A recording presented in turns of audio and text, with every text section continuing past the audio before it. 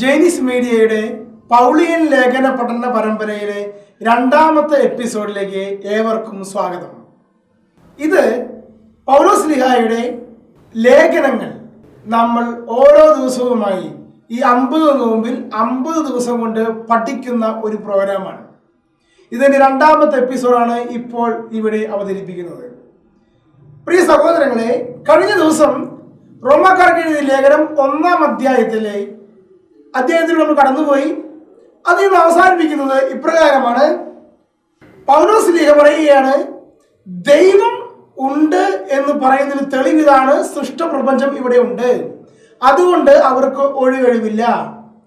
അതിനാൽ ദൈവത്തെ എല്ലാവരും ആരാധിക്കണം. എന്നാൽ പലരും ദൈവത്തിന് കൊടുക്കേണ്ട മഹത്വം ദൈവത്തിന്റെ സൃഷ്ടികളായ വസ്തുക്കളുടെ പ്രതിബിംബങ്ങൾക്ക്, വിഗ്രഹങ്ങൾക്ക് കൊടുത്തു. അതിനാൽ അവരുടെ ശരീരങ്ങളെ, ദൈവം വസിക്കേണ്ട ശരീരങ്ങളെ ഭോഗാസക്തിക്ക് വിട്ടുകൊടുത്തു. അതിനാൽ അവർ സ്വയംഭോഗത്തിനും സ്വവർഗഭോഗത്തിനും വ്യഭിചാരത്തിനും അടിമകളായി. ഇങ്ങനെ പറഞ്ഞുകൊണ്ടാണ് 1-ാമത്തെ അധ്യായം ഇവിടെ നമ്മൾ അവസാനിപ്പിക്കുന്നത്. അപ്പോൾ 2-ാമത്തെ അധ്യായത്തിൽ കടന്നു വരുമ്പോൾ പൗലോസ്ലീഹ പറയുക, അങ്ങനെയെങ്കിൽ ദൈവത്തിന്റെ ന്യായവിധി എന്തായിരിക്കും? ന്യായവിധിയെ കുറിച്ച് ആദ്യമേ ചോദ്യം ചെയ്യുന്നത്. ഈ ന്യായവിധി പറയുകയാണ്, നിങ്ങൾ കുറ്റം വിധിക്കുവാൻ ഇങ്ങനെയാണ് തുടങ്ങുന്നത്. അല്ലയോ മനുഷ്യൻ, നീ ആരും തന്നെ ആയാലും മറ്റൊരു വിധിക്കുമ്പോൾ നിനക്ക് ന്യായീകരണമില്ല. അപരനെ വിധിക്കുമ്പോൾ നീ നിന്നെ തന്നെയാണ് വിധിക്കുന്നത്. എന്തെന്നാൽ വിധിക്കുന്ന നീയും അതേ കുറ്റങ്ങൾ ചെയ്യുന്നു. അപ്പൊ നമുക്ക് ആർക്കും കുറ്റം വിധിക്കാൻ അധികാരമില്ല എന്ന് പറഞ്ഞുകൊണ്ടാണ് ദൈവത്തിന്റെ ന്യായവിധി എന്താണെന്ന് പൗലോസ്ലീഹ അവതരിപ്പിക്കുന്നത്. ഇങ്ങനെയുള്ള ഒരു മനുഷ്യകുലത്തിന് മുമ്പിലേക്ക് ദൈവം എപ്രകാരമാണ് തൻ്റെ ന്യായവിധി ഒരുക്കുന്നത്. അങ്ങനെ ഒരുക്കുമ്പോൾ പൗലോസ്ലീഹ പറയുകയാണ്, ഇതിൽ ദൈവത്തിന്റെ കരുണയാണ് ഇതിന് അടിസ്ഥാനം എന്ന് പറയുകയാണ്. ഇപ്രകാരം വായിക്കാം. അതോ 4-ാമത്തെ വാക്യം, അതോ അവിടുത്തെ നിസ്സീമമായ കരുണയും സഹിഷ്ണുതയും ക്ഷമയും നീ നിസാരമാക്കുകയാണോ ചെയ്യുന്നത്? നിന്നെ അനുതാപത്തിലേക്ക് നയിക്കുകയാണ് ദൈവത്തിന്റെ കരുണയുടെ ലക്ഷ്യമെന്ന് നീ അറിയുന്നില്ലേ? ഇങ്ങനെ ദൈവത്തിന്റെ കരുണയുണ്ട്, ന്യായവിധിക്കൊപ്പം തന്നെ ദൈവത്തിന്റെ കരുണയുണ്ട്. അപ്പൊ ഈ ന്യായവിധിയിൽ കരുണയ്ക്ക് വലിയ പ്രാധാന്യമുണ്ടെന്ന് പറയുക. പിന്നെ ഇവിടെ നിന്ന് അങ്ങോട്ട് 2-ാമത്തെ അധ്യായത്തില് പൗലോസ്ലീഹ പറഞ്ഞു വയ്ക്കുന്ന ഒരു കാര്യമുണ്ട്. എന്താണെന്നറിയാമോ? ദൈവം ഉണ്ട് എന്നുള്ളതിന്റെ 2-ാമത്തെ തെളിവ് മുന്നോട്ട് വയ്ക്കുകയാണ്. എന്താണ് ആദ്യത്തെ തെളിവ്? ഞാൻ കഴിഞ്ഞ എപ്പിസോഡിൽ പറഞ്ഞു, ദൈവം ഉണ്ട് എന്നതിന്റെ ആദ്യത്തെ തെളിവ് ഇതാണ്. സൃഷ്ടപ്രപഞ്ചത്തിൽ ദൈവത്തിന്റെ ശക്തിയും ചൈതന്യവും നിലനിൽക്കുന്നു എന്നുള്ള കാര്യമാണ് പറഞ്ഞത്. 2-ാമത്തെ അധ്യായത്തിൽ പൗലോസ്ലീഹ പറയുന്ന കാര്യം ഇതാണ്, എല്ലാവരുടെയും മനസ്സാക്ഷിയിൽ ദൈവത്തിന്റെ നിയമമുണ്ട്. നിയമം ലഭിച്ചത് കൊണ്ടല്ല ഒരു വ്യക്തിക്ക് നിയമം ഉണ്ടാകുന്നത്, നിയമം അവന്റെ ഹൃദയത്തിൽ ഉള്ളത് കൊണ്ടാണ്. അതായത് 2 വാദം പറയാം. ഇപ്പൊ മോശ 10 പ്രമാണങ്ങൾ യഹൂദന്മാർക്ക് കൊടുത്തു, അതുകൊണ്ടാണോ ദൈവിക നിയമങ്ങൾ ഉണ്ടായത്? അതോ ഇതൊന്നും ലഭിക്കാത്ത ജനതയും അതേ നിയമങ്ങൾ അവരെ ഹൃദയത്തിലുള്ളത് കൊണ്ട് അവർ അനുസരിക്കുന്നില്ലേ? ഇതാണ് ചോദ്യം. അപ്പോൾ നമ്മൾ പലരും ചോദിക്കുന്ന ചോദ്യമുണ്ട്, ദൈവം നിയമം 10 പ്രമാണങ്ങൾ നൽകിയത് കൊണ്ടാണോ പാപം ഉണ്ടായത്? അതോ നമ്മുടെ ഉള്ളിലുള്ള ദൈവിക നിയമങ്ങളെ ദൈവം 10 പ്രമാണങ്ങളെ അവതരിപ്പിച്ചതാണോ എന്ന്? യഥാർത്ഥത്തിൽ ഇത് തന്നെ ഇവിടെയും വരുന്നത്. വിജാതിയെ സംബന്ധിച്ചിടത്തോളം അവർക്ക് പ്രമാണം ഒന്നും ലഭിച്ചിട്ടില്ല, അവർക്ക് നിയമങ്ങൾ ഒന്നും തന്നെ ലഭിച്ചിട്ടില്ല. പക്ഷേ അവരുടെ ഹൃദയത്തിൻ്റെ ഉള്ളിൽ, മനസാക്ഷിക്കുള്ളിൽ നിയമങ്ങളുണ്ട്. ആ നിയമങ്ങൾ അവർ അനുസരിക്കുന്നുമുണ്ട്. അതാണ് പൗലോസ്ലീഹ റോമാക്കാർക്ക് എഴുതിയ ലേഖനത്തിലെ 2-ാം അധ്യായത്തിൽ പ്രത്യേകമായി പറയുന്നത്. നമുക്ക് വായിക്കാം. 13-ാമത്തെ വചനം വായിക്കാം. കാരണം നിയമം ശ്രവിക്കുന്നവരല്ല ദൈവസമക്ഷം നീതിമാന്മാർ, നിയമം അനുസരിക്കുന്നവരാണ് നീതീകരിക്കപ്പെടുന്നത്. അപ്പൊ നിയമം ശ്രവിച്ചത് ആരാണ്? യഹൂദരാണ്. അപ്പൊ യഹൂദർ നിയമം ശ്രവിച്ചു എന്നതുകൊണ്ടല്ല നീതിമാന്മാരാവുന്നത്, നിയമം അനുസരിക്കുന്നത് കൊണ്ടാണ്. ഇനി 14-ാമത്തെ വാക്യം പറയുകയാണ്, നിയമം ലഭിച്ചിട്ടില്ലാത്ത വിജാതിയർ നിയമം ആവശ്യപ്പെടുന്ന കാര്യങ്ങൾ സ്വാഭാവികമായി തന്നെ നിറവേറ്റുമ്പോൾ നിയമം ഇല്ലെന്നിരിക്കലും അവർ തങ്ങൾക്ക് തന്നെ ഒരു നിയമമാവുകയാണ് ചെയ്യുന്നത്. എന്താ ഈ പറഞ്ഞതിന്റെ അർത്ഥം? വിജാതിയർക്ക് നിയമം ഒന്നും ലഭിച്ചിട്ടില്ല, പക്ഷേ നിയമം ആവശ്യപ്പെടുന്ന കാര്യങ്ങൾ, ഉദാഹരണം കൊല്ലരുത്, വ്യഭിചാരം ചെയ്യരുത്, മോഷ്ടിക്കരുത്, കള്ളസാക്ഷ്യം നുണ പറയരുത്, ഈ നിയമങ്ങളൊക്കെ ഒരു കൽപ്പന കിട്ടിയിട്ടൊന്നും വേണ്ട മനുഷ്യനെ അനുസരിക്കുവാൻ. അതെല്ലാവർക്കും അറിയാം, സാധാരണക്കാർക്ക് അറിയാം, വിജാതിയർക്ക് അറിയാം, ഹിന്ദുക്കൾക്ക് അറിയാം, അല്ലെങ്കിൽ മറ്റു മതസ്ഥർക്ക് അറിയാം ഇങ്ങനെയൊക്കെ നിയമങ്ങൾ ഉണ്ടെന്നുള്ള കാര്യം. അപ്പൊ ഈ നിയമങ്ങൾ അവർക്ക് ലഭിക്കാതെ തന്നെ നിയമം ലഭിച്ചിട്ടില്ലാത്ത വിജാതിയർ നിയമം ആവശ്യപ്പെടുന്ന കാര്യങ്ങൾ സ്വാഭാവികമായി തന്നെ നിറവേറ്റുമ്പോൾ നിയമമില്ലെന്നിരിക്കലും അവർ തങ്ങൾക്ക് തന്നെ ഒരു നിയമമാവുകയാണ് ചെയ്തത്. അപ്പൊ എന്തുകൊണ്ടാണ് നിയമമില്ലാതെ 10 കൽപ്പനകളില്ലാതെ ഇവരെന്തുകൊണ്ടാണ് ഈ നിയമം അനുസരിക്കുന്നത്? ഇതാണ് ചോദ്യം. എന്തുകൊണ്ടാണ് വിജാതിയർ മാതാപിതാക്കളെ ബഹുമാനിക്കുന്നത്? എന്തുകൊണ്ടാണ് വിജാതിയർ കൊല്ലുന്നത് പാപമാണെന്ന് കരുതുന്നത്? എന്തുകൊണ്ടാണ് വിജാതിയർ വ്യഭിചാരം ചെയ്യുന്നത് പാപമായി കരുതുന്നത്? എന്തുകൊണ്ടാണ് കള്ളസാക്ഷ്യം പറയുന്നത് പാപമായി അവർ കരുതുന്നത്? ഇതൊന്നും അവർക്ക് കൽപ്പനയായിട്ട് മോശ നൽകിയിട്ടില്ലല്ലോ. അപ്പൊ നിയമം ഇല്ലെന്നിരിക്കലും ഈ നിയമങ്ങൾ അവർ സ്വാഭാവികമായി തന്നെ അവർ തന്നെ ആവശ്യപ്പെടുക. അതായത് അവരുടെ മനസാക്ഷിയിൽ ആ നിയമങ്ങളുണ്ട്. ആ മനസാക്ഷിയിലുള്ള നിയമങ്ങൾ അവരെ കൊണ്ട് അത് ചെയ്യാൻ നിർബന്ധിക്കുന്നു. ദൈവം അവരുടെ മനസാക്ഷിയിൽ ഉണ്ട് എന്നതിന്റെ തെളിവായി പറയുന്നത്. അപ്പോൾ അടുത്തത് 15-ാമത്തെ വാക്യം, നിയമത്തിന്റെ അനുശാസനം തങ്ങളുടെ ഹൃദയങ്ങളിൽ എഴുതപ്പെട്ടിരിക്കുന്നുവെന്ന് അവർ സ്പഷ്ടമാക്കുന്നു. കണ്ട, ഈ നിയമത്തിന്റെ അനുശാസനം മുഴുവൻ അവരുടെ ഹൃദയത്തിൽ ഉണ്ട് എന്നുള്ള കാര്യം അത് സ്പഷ്ടമാണ് അവർ അനുസരിക്കുന്നതിലൂടെ. ഇനി അടുത്തത്, അവരുടെ മനസാക്ഷി അതിന് സാക്ഷ്യം നൽകുന്നു. ഇതാണ് അതിന്റെ പ്രാധാന്യം. സ്വന്തം മനസാക്ഷി തന്നെ പറയുകയാണ് ഇതാണ് ശരി എന്ന് പറയുക. അപ്പൊ അടുത്തത്, അവരുടെ വൈരുദ്ധ്യമാർന്ന വിചാരങ്ങൾ അവർ കുറ്റപ്പെടുത്തുകയോ ന്യായീകരിക്കുകയും ചെയ്യും. അപ്പൊ അവർ തന്നെ, അതായത് ഇപ്പൊ ഞാൻ കൊല്ലണോ വേണ്ടയോ, ഞാൻ എന്റെ ശത്രുവിനെ കൊല്ലണോ വേണ്ടയോ, അപ്പൊ എന്റെ ഉള്ളിൽ നിന്ന് പറയും കൊല്ലരുത്, കൊല്ലുന്നത് തെറ്റാണ്, അവന്റെ ജീവനുണ്ടെങ്കിൽ എനിക്ക് എന്താ അധികാരം? അത് നിയമം ഉണ്ടായിട്ടൊന്നുമല്ല, എന്റെ ഉള്ളിലുണ്ടെങ്കിൽ തന്നെ പറയും. എന്നാൽ മറ്റൊരു നിയമം പറയും അവനെ ഞാൻ കൊല്ലും, അവന്റെ ശത്രുവാണ്, അവൻ എന്നെ കൊല്ലുന്നതുകൊണ്ട് ഞാൻ അവനെ കൊല്ലും. അപ്പൊ ഈ 2 കാര്യങ്ങൾ അവനെ ന്യായീകരിക്കുകയും കുറ്റം വിധിക്കുകയും ചെയ്യും. സ്വയം മനസാക്ഷി തന്നെ അവനെ ന്യായീകരിക്കുകയും കുറ്റം വിധിക്കുകയും ചെയ്യും. അപ്പൊ അടുത്ത വരി പറയാണ് 16-ാമത്തെ വാക്യം, ഞാൻ പ്രസംഗിക്കുന്ന സുവിശേഷം അനുസരിച്ച് ദൈവം യേശുക്രിസ്തു വഴി മനുഷ്യരുടെ രഹസ്യങ്ങൾ വിധിക്കുന്ന ദിവസം ഇതും വെളിവാകും. എന്താ അത് പറയുന്നത്? അവസാന വിധി ദിവസത്തിൽ 2-ാം വരവിൽ സകല ജനതകളെയും ദൈവത്തിന്റെ വലതും ഇടതുഭാഗത്തുമായി നിർത്തുമ്പോൾ ഓരോ വ്യക്തികളുമായി ദൈവം ന്യായവിധി നടത്തുമ്പോൾ ഈ ന്യായവിധിയിൽ, ശ്രദ്ധിക്കണേ, ഈ ന്യായവിധിയിൽ ഇവരുടെ മനസാക്ഷിക്കനുസരിച്ച് ഇവരെ വിധിക്കുന്ന ദൈവം എങ്ങനെയായിരിക്കും? എൻ്റെ സുവിശേഷം, ഞാൻ പ്രസംഗിക്കുന്ന സുവിശേഷം അനുസരിച്ച് ദൈവം യേശുക്രിസ്തു വഴി, ഇവിടെ 2 പോയിന്റ് പറയാം. ഒന്ന് സുവിശേഷം, 2 യേശുക്രിസ്തു വഴി. എന്താണ് സുവിശേഷം? യേശുക്രിസ്തു പഠിപ്പിക്കുന്ന പ്രബോധനങ്ങളുണ്ട്, അതാണ് യഥാർത്ഥ മനസാക്ഷി. യേശുക്രിസ്തുവിന്റെ പ്രസംഗങ്ങളുണ്ട്, കണ്ണിന് പകരം കണ്ണല്ല, പല്ലിന് പകരം പല്ലല്ല. ഇതാണ് യഥാർത്ഥ മനസാക്ഷി. ഈ യഥാർത്ഥ മനസാക്ഷിയോട് ഈ വ്യക്തികളുടെ മനസാക്ഷിയെ കൂട്ടി ഉരസി നോക്കിക്കൊണ്ട് അവരുടെ വിധി അവർക്ക് വേണ്ടി പ്രഖ്യാപിക്കും. Praise the Lord.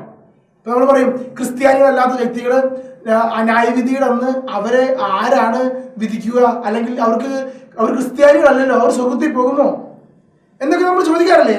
അതിന്റെ ഉത്തരവ് പറഞ്ഞു തരുന്നത്, അതായത് സുവിശേഷം അനുസരിച്ച് യേശുക്രിസ്തു വഴി അവരുടെ മനസാക്ഷി വെച്ചുകൊണ്ട് അവരെ കുറ്റം വിധി അവർ പറയുക.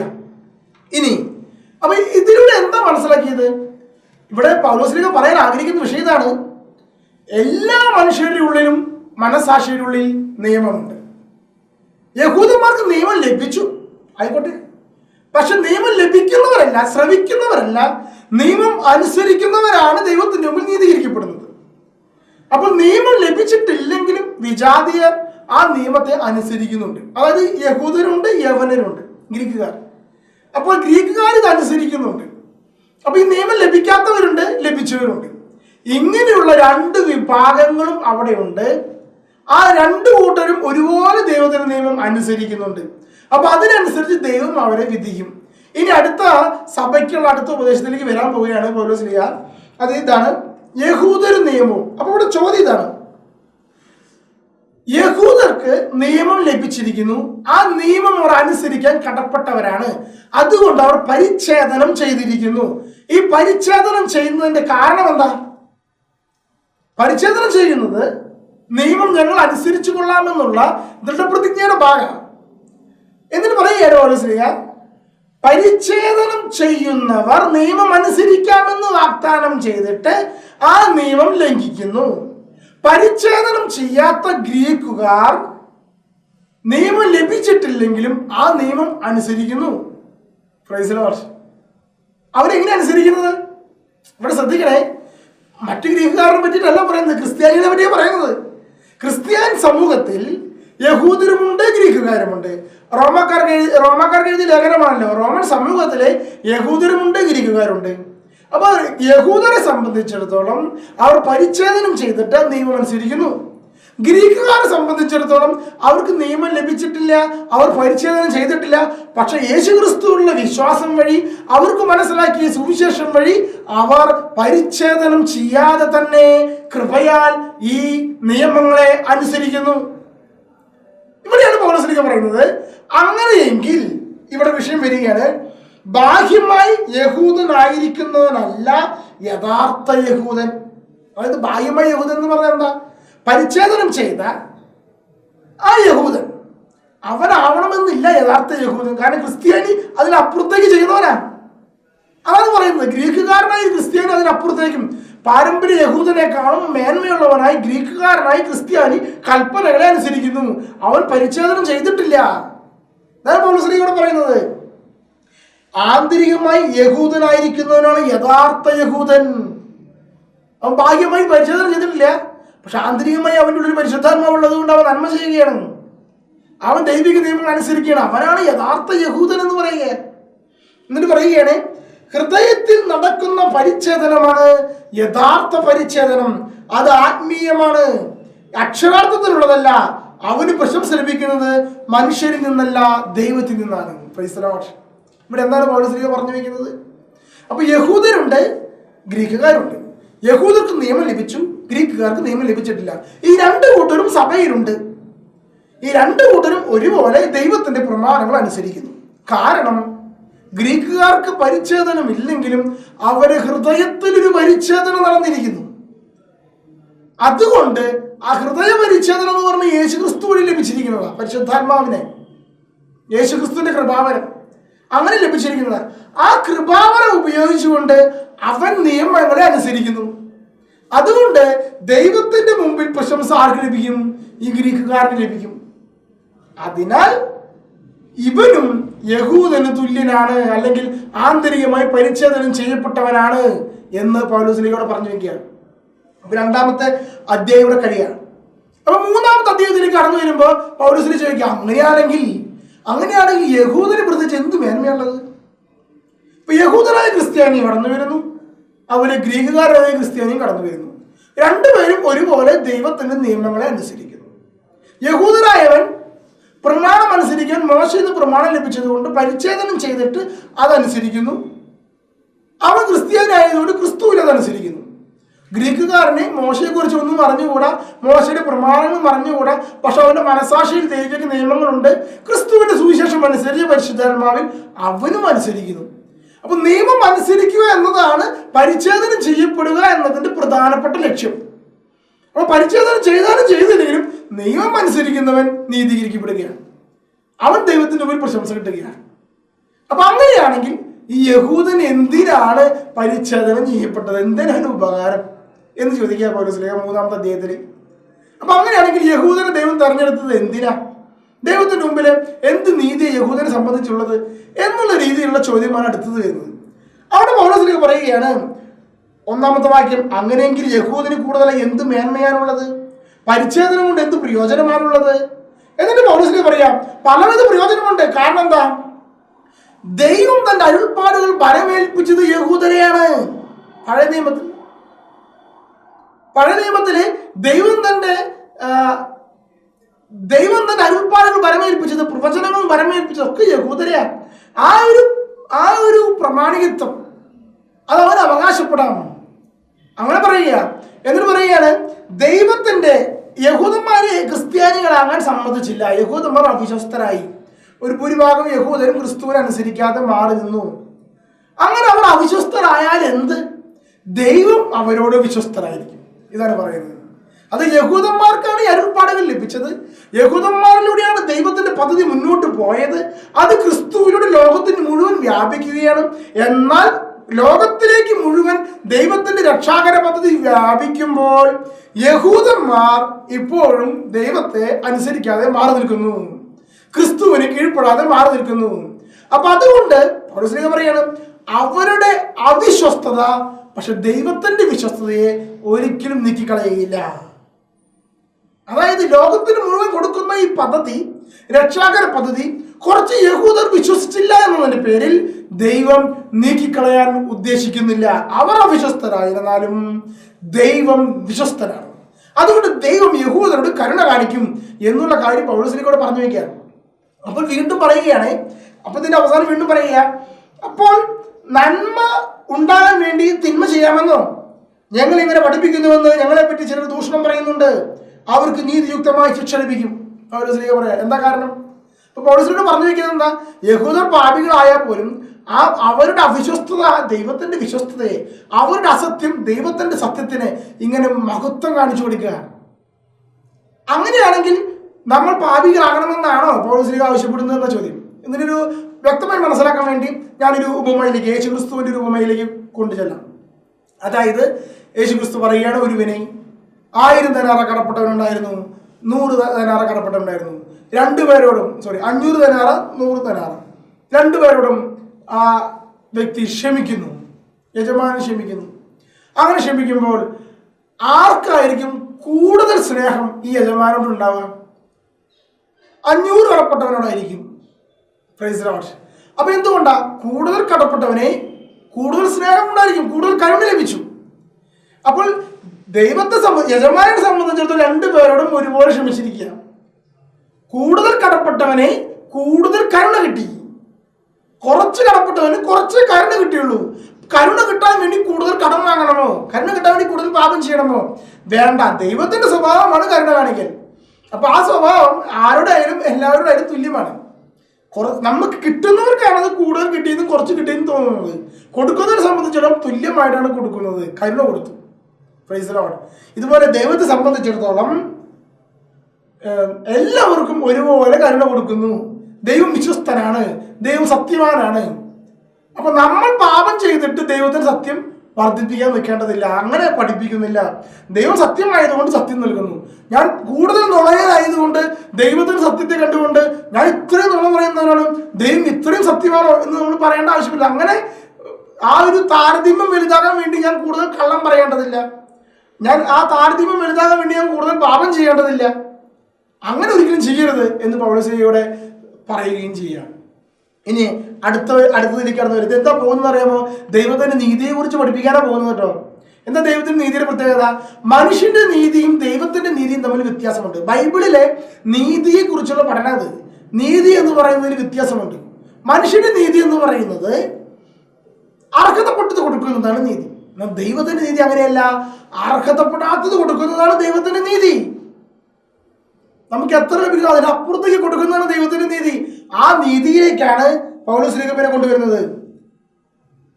എല്ലാവരും പാപികളാണ്. 3-ാമത്തെ അധ്യായത്തിൽ കടന്നു വരുമ്പോൾ ഇതാ പറയുകയാണ് 10-ാമത്തെ വാക്യത്തിൽ, നീതിമാനായി ആരുമില്ല, ഒരുവൻ പോലുമില്ല, കാര്യം ഗ്രഹിക്കുന്നവനുമില്ല, എല്ലാവരും പാപികളാണ്, പാപം ചെയ്യാത്തവർ ആരും തന്നെ ഇല്ല എന്ന് പൗലോസ് ലേഖകൻ പറഞ്ഞു വയ്ക്കുകയാണ്.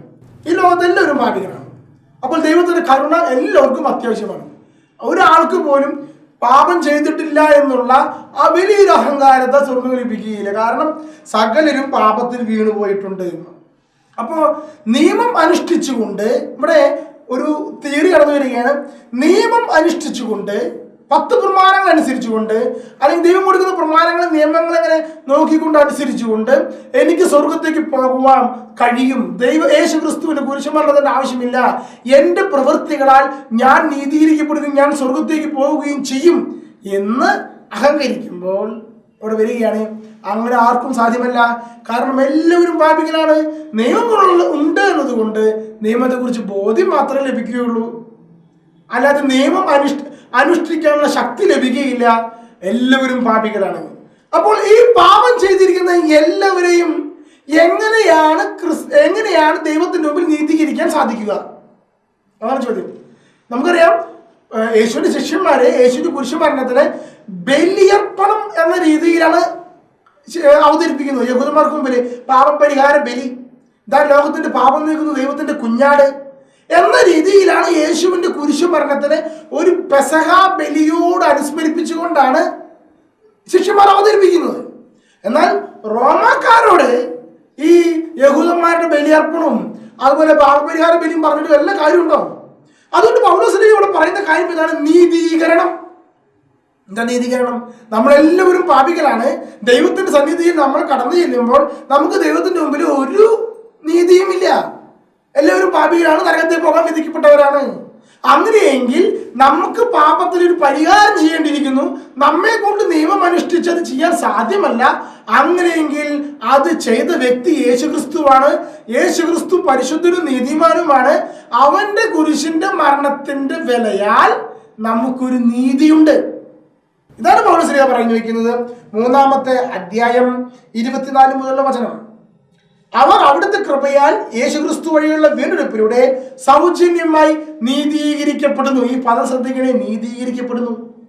വിശ്വാസം വഴി സംലബ്ധമാകുന്ന രക്തം കൊണ്ടുള്ള പാപപരിഹാരമായി ദൈവം അവനെ നിശ്ചയിച്ചു തന്നു. അവിടുന്ന് തന്റെ ക്ഷമയിൽ പഴയ പാപങ്ങളെ അവഗണിച്ചുകൊണ്ട് ഇപ്പോൾ തന്റെ നീതി വെളിപ്പെടുത്താനും അങ്ങനെ താൻ നീതിമാനാണെന്നും യേശുവിൽ വിശ്വസിക്കുന്നവനെ നീതീകരിക്കുന്നവനാണെന്നും തെളിയിക്കുവാനാണ് ഇപ്രകാരം ചെയ്തത്. എന്താ അവിടെ പറഞ്ഞു വന്നത്? അപ്പൊ യേശുക്രിസ്തു കുരിശുമരണത്തിലൂടെ നമ്മുടെ പാപങ്ങൾക്ക് പരിഹാരം ചെയ്ത് ആ യേശുക്രിസ്തുവിന്റെ രക്തം നമ്മൾ വിശ്വാസം വഴി സംലബ്ധമാകുന്ന ആ രക്തം കൊണ്ടാണ് നമ്മൾ നീതീകരിക്കപ്പെടുന്നത്. ഇതല്ലാതെ മറ്റൊരു നീതീകരണത്തിന് വഴിയില്ല എന്ന് പൗലോസ് ശ്ലീഹ വളരെ മനോഹരമായി സമർത്ഥിക്കുകയാണ്. എന്നിട്ട് പറയുക, ദൈവം യഹൂദരുടെ മാത്രമാണോ? 29 മുതൽ വചനം. ദൈവം യഹൂദരുടെ മാത്രമാണോ? വിജാതിരുമല്ലേ? അതെ, അവിടുന്ന് വിജാതിരുടെ ദൈവമാണ്. ദൈവം ഏകനാണ്. അവിടുന്ന് പരിച്ഛേദിതരെയും അപരിച്ഛേദിതരെയും അവരുടെ വിശ്വാസത്താൽ നീതീകരിക്കും. ആകയാൽ നാം നിയമത്തെ വിശ്വാസത്താൽ അസാധുവാക്കുകയാണോ?